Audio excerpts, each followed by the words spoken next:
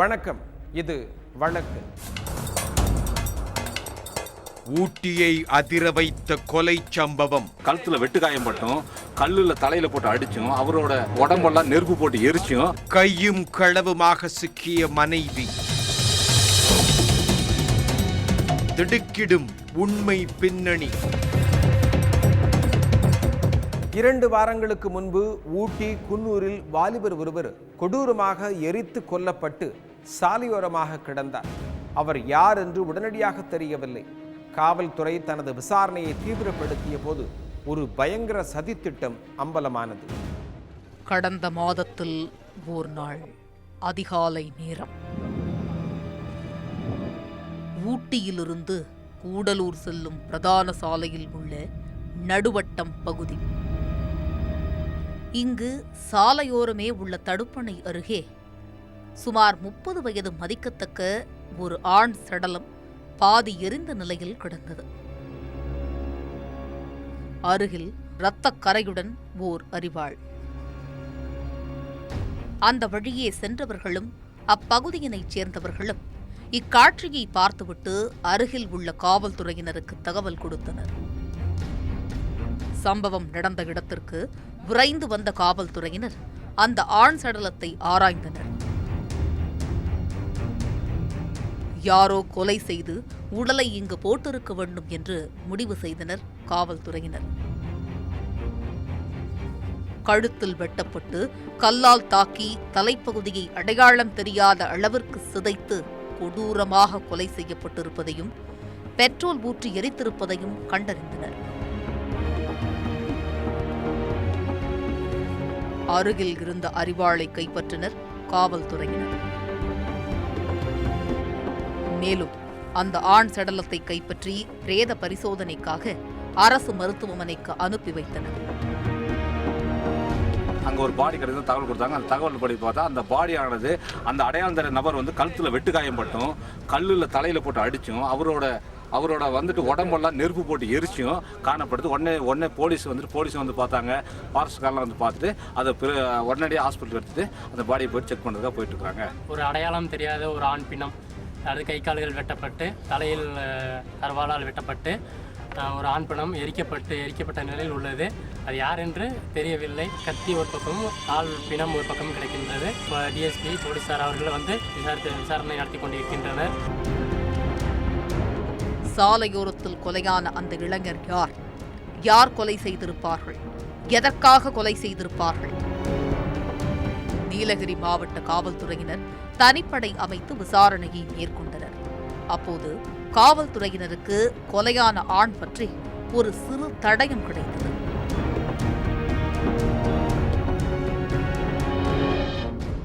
அவர் அணிந்திருந்த இரத்தக்கரை படிந்த சட்டை காலரில் திருப்பூர் டெய்லர் கடை ஒன்றின் முகவரி இருந்தது.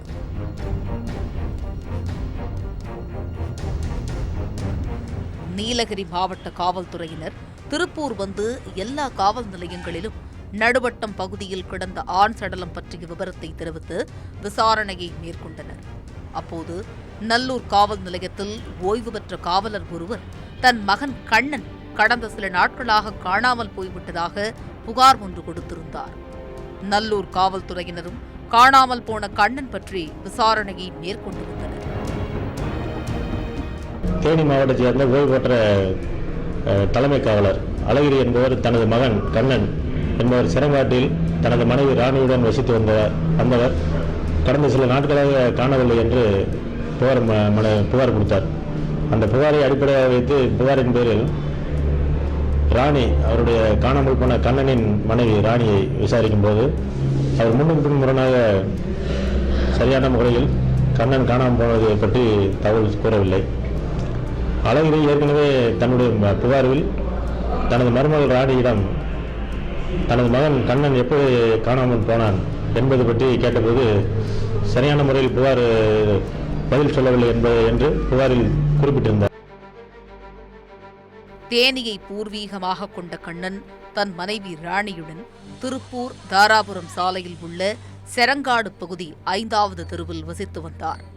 ஏற்கனவே காதல் திருமணம் செய்து கொண்ட கண்ணன் திடீரென மனைவி தற்கொலை செய்து கொள்ள 2வதாக உறவுக்கார பெண் ராணியை 8 வருடங்களுக்கு முன் திருமணம் செய்து கொள்கிறார். அவங்க 2 பேரும் லவ் பண்ணி ஒரு பிள்ளைய கல்யாணம் செஞ்சான். அந்த பிள்ளை 6 மாதத்துல இறந்துச்சு. அதுக்கு பிறகு எங்கள் சொந்தத்தில் ஒரு பொண்ணு கட்டினோம். பெரியம்மா அண்ணன் மக அவங்க கல்யாணம் வந்து நல்லாத்தே ஒற்றுமையாக இருந்தாங்க. கொஞ்சம் சிவப்பாக இருக்கிறதுனால கொஞ்சம் கேரக்டர் சரியில்லாத பிள்ளை. 10 வருஷத்துக்கு முன்னாடியே ஒரு செட்டியார் பையன் கூட மதம் திருப்பூருக்கு வந்த புதுசில் வந்த ஒரு 2-3 மாதத்துல ஒரு செட்டியார் பையன் கூட பழகி ஓடுற நிலையில் இருந்துச்சு. அதை கண்டுபிடிச்சி நாங்கள் அம்மாட்டி வைக்கக்குள்ளே அவன் வெளியூர் டியூட்டிக்கு போனவன் இந்த செய்தி கேட்டு ஓடிட்டான். ஊரை விட்டே ஓடிட்டியா. ஓடி அவனை கண்டுபிடி தேடி கோயம்புத்தூர் சைடு தேடி கொண்டு வந்து வச்சோம். அப்போ வந்து கொஞ்ச நாளிலே எங்கள் அம்மா இறந்துட்டாங்க. எங்கள் அம்மா இறக்கங்குள்ள அக்கா பேத்தி விட்டுறாதீங்க, தப்பு நடந்ததுக்கு ஏற்றுக்கங்கன்னு அழுதுக்கா உயிர் போயிடுச்சு. அதனால அந்த பிள்ளைய கொண்டு வந்து கூட வச்சுருந்தாங்க. சந்தோஷமாக தான் இருந்தாங்க. குழந்தை பாக்கியம் இல்லாததால் தம்பதியினரிடையே அவ்வப்போது விரக்தியடைவதும் வாடிக்கையாக இருந்து வந்தது. ஒரு தேய்க்கிற ஆள் கூட பழகி ரொம்ப இதாக இருந்துச்சு. அந்த ஓனர் சொன்னாங்களாம், அண்ணா கண்ணை எல்லாருக்கும் நல்ல பையனாக இருந்தேன், கொஞ்சம் தண்ணி போடுவேன், லேசாக தண்ணி போடுறேன், எல்லோரும் கண்ணேன்னா எல்லாத்துக்கும் பிடிக்கும். அதனால் கண்ணா நீ வந்து உன் ஒய்ஃபை கூட்டிகிட்டு பங்களிக்கு வர வேண்டாம், உன் ஒய்ஃபு கேரக்டர் சரியில்லாமல் இருக்குது, ஒரு அயர்ன் பண்ணுறேன் கூட பாருங்க. ஆரம்பத்தில் பனியன் கம்பெனியில் வேலை பார்த்து வந்த கண்ணன் சரியான வருமானம் இல்லாமல் குடும்பம் நடத்தவே கஷ்டப்பட்டு கொண்டு வந்தார். இதனால் ராணி அருகில் உள்ள பனியன் கம்பெனி ஒன்றுக்கு வேலைக்கு சென்றார். அங்கு மேனேஜராக இருந்தவர் ஈரோட்டைச் சேர்ந்த சரவணன். இருவரும் முதலில் நட்பாக பழகி வந்தனர். பின் காதலாக மலர்ந்தது. ராணியை தேடி வீட்டிற்கும் அடிக்கடி சரவணன் வந்து போக துவங்கினார். கண்ணனும் மனைவியின் மேனேஜர் என்ற முறையில் சந்தேகம் எதுவும் படவில்லை. கண்ணனுக்கு சரியான தொழில் அமையாமல் திண்டாடுவதைக் கண்டு சரவணன் தன் சொந்த பணத்தில் கார் ஒன்று வாங்கி கொடுத்து வாடகைக்கு ஓட்டவும் செய்தார். அதே நேரம் கண்ணன் வாடகை கார் ஓட்டி வெளியூர் சென்ற நாட்களில் சரவணன் வீட்டில் ராணியுடன் தங்கியும் வந்தார். ஒரு நிலையில் அக்கம்பக்கத்தினர் மூலம் கண்ணனுக்கு ராணியும் சரவணனும் தப்பாக பழகுவதை கேள்விப்பட்டு ஆத்திரமடைகிறார். குடித்துவிட்டு வந்து ராணியையும் அடித்து துன்புறுத்தியும் வந்துள்ளார். வேலைக்கு போயிட்டே இருக்கும்போது வந்து ஒருத்தர் சரவணன் கூட வந்து அந்த கம்பெனியில் வரும்போது லிங்க் ஆயிடுச்சு. சரவணன் லிங்க் ஆன உடனே நான் வந்து வீட்டுக்கு வர போகிறேன். இவன் வந்து எத்தனையோ கண்டிச்சு பார்த்தா ஓவர் ஆயிடுச்சு. ஓவராக வந்து லிங்க் ஆன ஓவர் ஆன உடனே ஒன்றுமே செய்ய முடியலை. இதுக்கு என்ன வழின்னு சொல்லி எவனும் சொல்லி பார்த்தான், முடியலை. எல்லா பேரும் சொல்லி பார்த்தான். அந்த வீட்டு ஓனரும் வந்து சொல்லி பார்த்தாரு. என்னுடைய நண்பர்கள் வட்டத்தில் விசாரிக்கும் போது ராணியின் வீட்டிற்கு சரவணன் என்பவர் அடிக்கடி வந்து போயுள்ளார் என்ற தகவல் கிடைத்தது. அதனால் சரவணனின் சந்தேகத்தின் அடிப்படையில் சரவணனை அழைத்து விசாரிக்கும் போது சரவணனும் ராணியும் ஏற்கனவே ஒரு பனியன் கம்பெனியில் வேலை செய்யும் போது கடந்த 2 வருடங்களாக இவர்களுக்கு ஒரு பழக்கம் ஏற்பட்டுள்ளது. அதன் அடிப்படையில் கண்ணன் வேலை இல்லாமல் வீட்டில் இருந்ததனால் கண்ணனுக்கு சரவணன் தன்னுடைய சொந்த செலவில் ஒரு டாடா இண்டிகா கார் வாங்கி கொடுத்துள்ளார். அந்த காரை வந்து கண்ணன் கால் டாக்ஸியில் ஓட்டி வெளியில் சென்று விடுவார். அந்த நேரங்களில் அடிக்கடி இவர்களுக்குள் நெருக்கமான நட்பு ஏற்பட்டதன் அடிப்படையில் கண்ணன் ராணியை கண்டித்துள்ளார். இதை விரும்பாத ராணி தனது கணவர் குடிக்கு அடிமையாகிவிட்டார் அப்படி அந்த மாதிரியான தகவல்களை மற்றவர்களிடம் சொல்லி தனது கணவர் அடிக்கடி குடிபோதையில் வந்து தன்னை கொடுமைப்படுத்துகிறார் என்று கூறி வந்துள்ளார். அதன் பின்பு ராணியும் சரவணனும் கண்ணனை தீர்த்து கட்ட முடிவு செய்து திட்டம் தீட்டுகிறார்.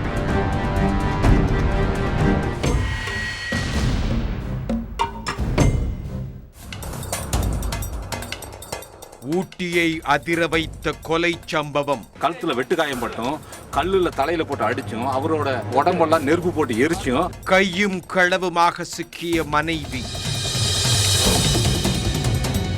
திடுக்கிடும் உண்மை பின்னணி.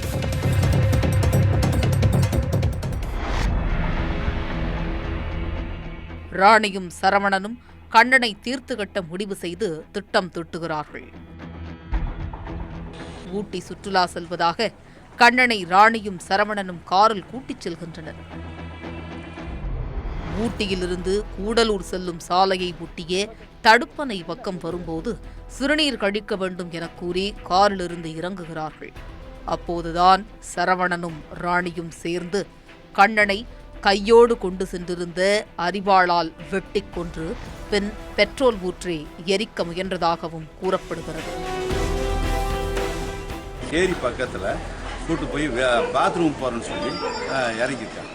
பாத்ரூம் போனது இறக்கிருக்கோம்.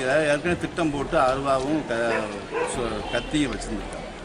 பாத்ரூம் இறக்கி போகணும்னு சொல்லி பாத்ரூம் போயிட்டு வரவங்கள ரெண்டும் இவன் பின்னாடி போய் அருவாளை வந்து வெட்டிட்டான் சரவணை வெட்டினு முடிஞ்சவன் இவன் சாச்சுன்னு இவன் கைத்தி எடுத்து குத்தி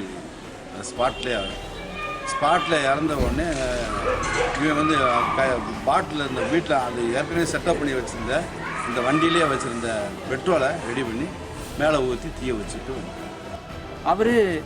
அவரும் இந்த அம்மாவும் சேர்ந்து தான் தங்களுடைய கள்ளக்காதலுக்கு சொந்த புருஷன் இடையூறாக இருக்காருன்னு சொல்லிட்டு அவர் நைஸாக ஊட்டி கூட்டிகிட்டு வந்து இங்கே ஒரு இடத்துல கத்தியால் வெட்டி கொன்று அடையாளம் தெரியாமல் இருக்கிறதுக்கு தலையில் கல்லை போட்டு செதைச்சி மண்ணெண்ணெயை ஊற்றி எரித்து கொலை பண்ணியிருக்கிறாங்க.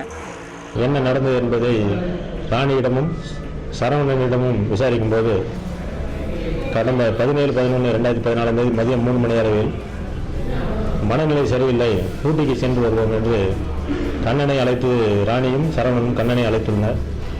அவர் ஏற்கனவே வைத்துள்ள டாடா இண்டியா காரில் மூவரும் சென்றுள்ளனர். சரவணன் காரை ஓட்டி சென்றுள்ளார்.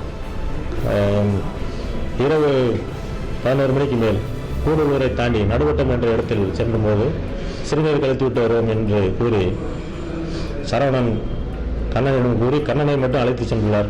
வெட்டி கொலை செய்துவிட்டு காரில் வந்து மீண்டும் கூடலூர் வந்து ஒரு பெட்ரோல் பைக்கில் பெட்ரோல் வாங்கி கொண்டு திரும்ப மறுபடியும் சம்பவ இடத்திற்கு சென்று உடலை அடையாளம் தெரியாமல் இருப்பதற்காக கண்ணனின் உடல் மீது பெட்ரோலை விட்டு எரித்துவிட்டு திருப்பூர் வந்துவிட்டனர்.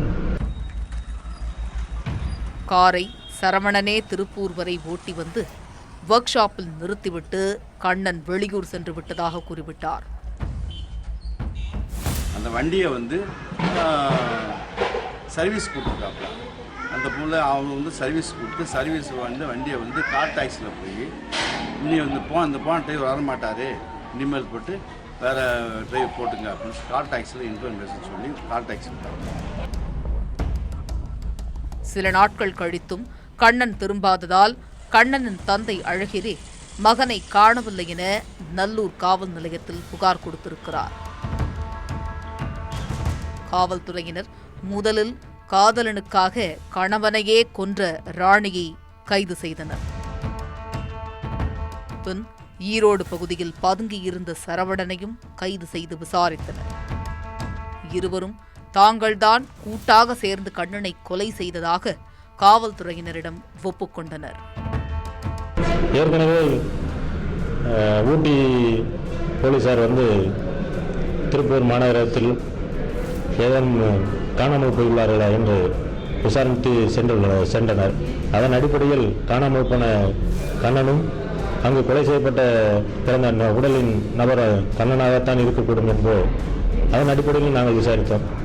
அப்படி விசாரிக்கும் போது சரவணனும் ராணியும் உண்மையை ஒத்துக்கொண்டனர். அதன் பிறகு கூடலூர் போலீஸுக்கு தகவல் கொடுத்தோம். ஒரு சுற்றுலா ஸ்தலமான ஊட்டியில் இதுபோன்ற சம்பவங்கள் சுற்றுலா பயணிகளுக்கு பெரும் அச்சுறுத்தலாக இருக்கிறது என்கின்றனர் ஊட்டி பகுதி மக்களும் சமூக ஆர்வலர்களும். நீலகிரி மாவட்டத்தில் இது போன்ற கொலை சம்பவங்கள் வெளியூர்லேருந்து கடத்திட்டு வந்து இங்கே கொலை பண்ணி போடுறக்கூடிய சம்பவங்கள் அடிக்கடி இப்போ வரக்கூடிய காலங்களில் நடந்துக்கிட்டு இருக்குது.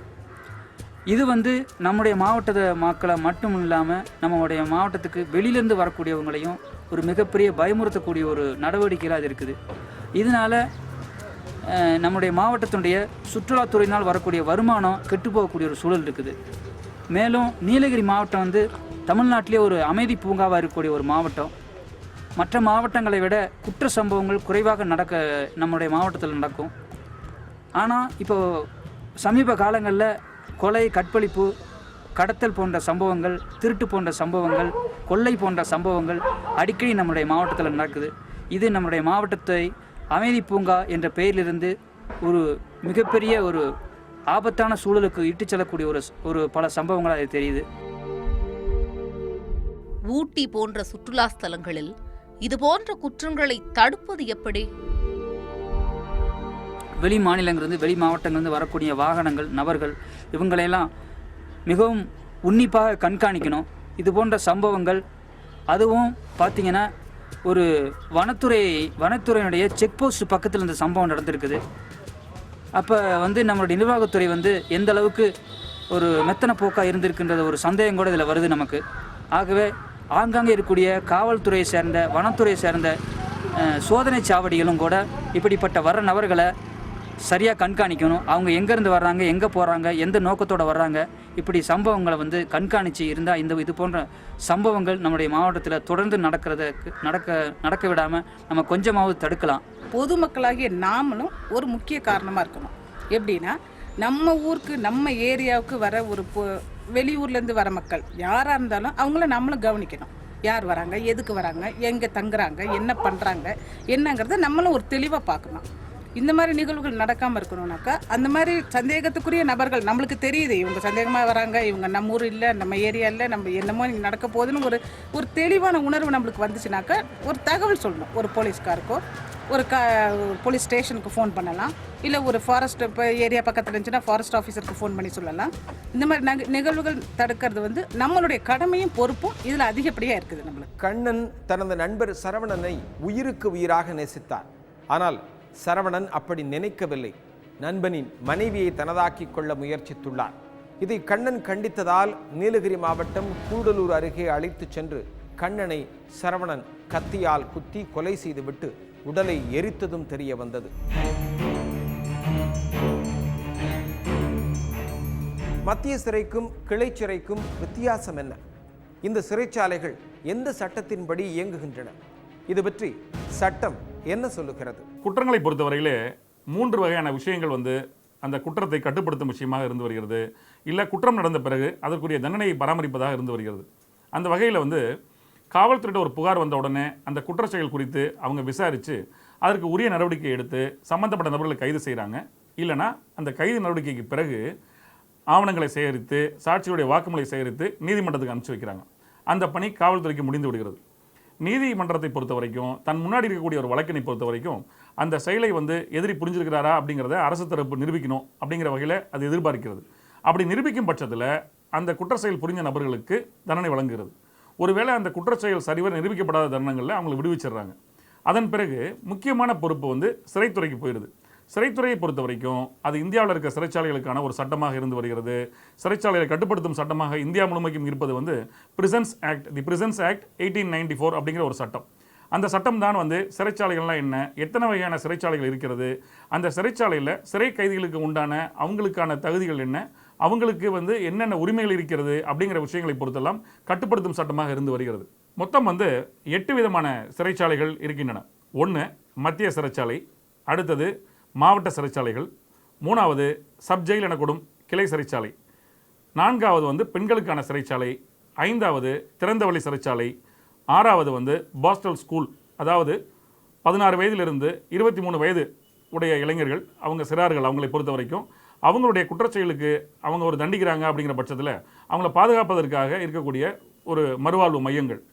அது தவிர சிறப்பு சிறைச்சாலைகள், பிறகு இது எதுவும் கட்டுப்படுத்தாத வகையில் இருக்கக்கூடிய பிற சிறைச்சாலைகள்னு சொல்லி மொத்தம் 8 வகையான சிறைச்சாலைகள் இருக்கிறது.